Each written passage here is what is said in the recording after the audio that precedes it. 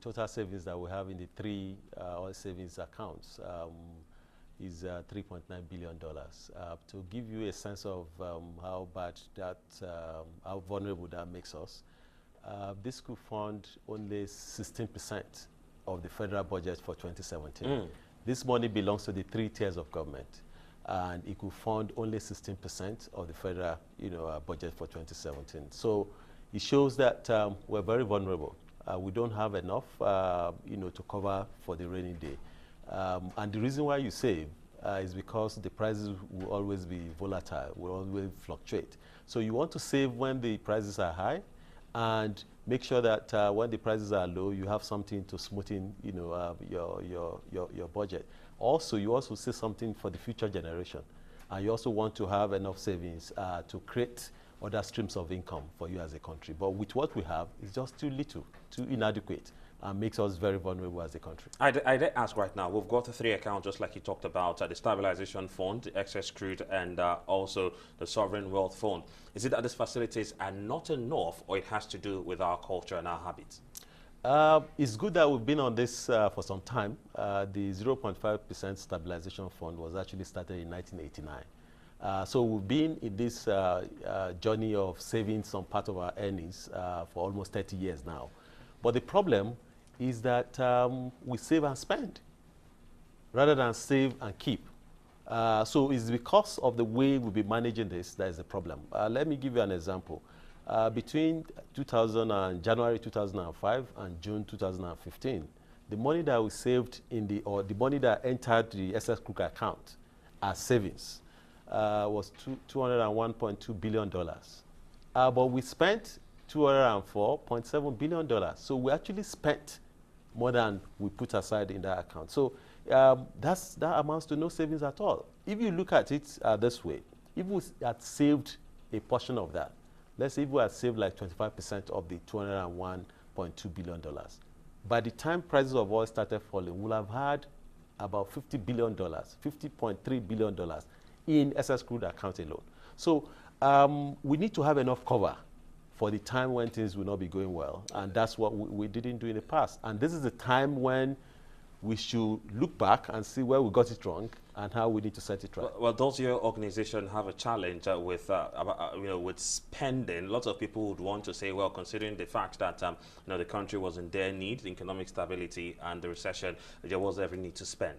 There's a good need to spend now, but it would be easier if we had savings, so that you'll be spending what you saved. But you have $3.9 billion, which belong to the three tiers of government. So, we're not saying we shouldn't spend. When you're in a recession, you need to spend your way out.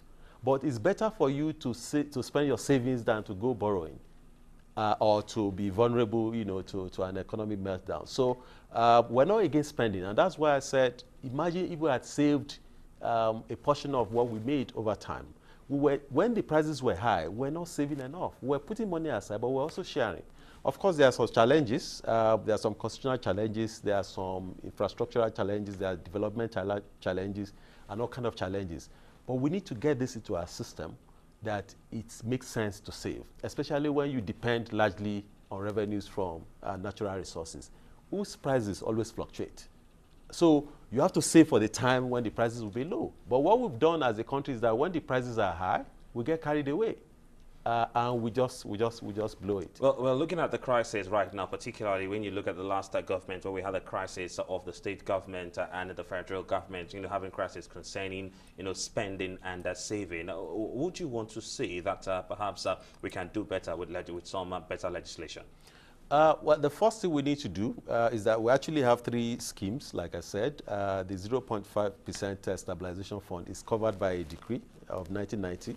But it's also limited.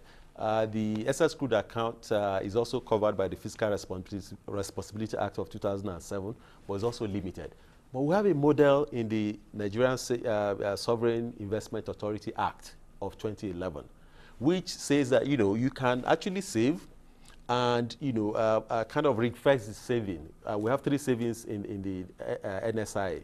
We have the Future Generation Fund, we have the Nigerian Infrastructure Fund, and we also have the Stabilization Fund. Tell us a little about that.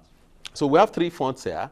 The Future Generation Fund is what you put aside for the future generation. The Nigeria Infrastructure Fund is the one that you put aside for infrastructure development. Then you have the Stabilization Fund, which is the one that you can use when there is a shortfall in revenue, that you can do that. So, but the good thing about this is that the Future Generation Fund is 40% of that fund. The Infrastructure Fund is 40%. It's only 20% that is the Stabilization Fund. Unlike the ECA or the other ones that is just open to be spent. But there's a challenge.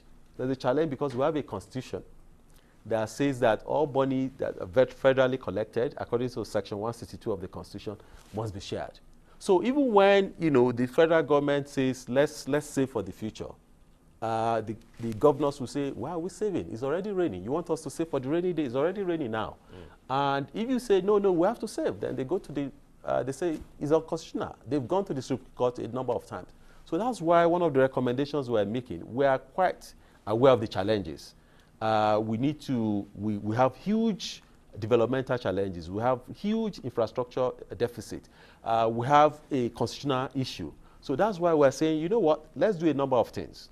One, let's go to the Supreme Court and resolve the cases hanging at the Supreme Court around the SS Crude accounts, you know, and others. That's the first thing. The second thing is that we need to amend Section 162 of the Nigerian Constitution to allow for the possibility of savings. The other one we also advocated is that we have to save whether the prices are high or low. What we save now is that anything that is above the benchmark price is what we save. But you have a country like Angola. Angola saves 100,000 barrels per day, whether the prices are high or they are low.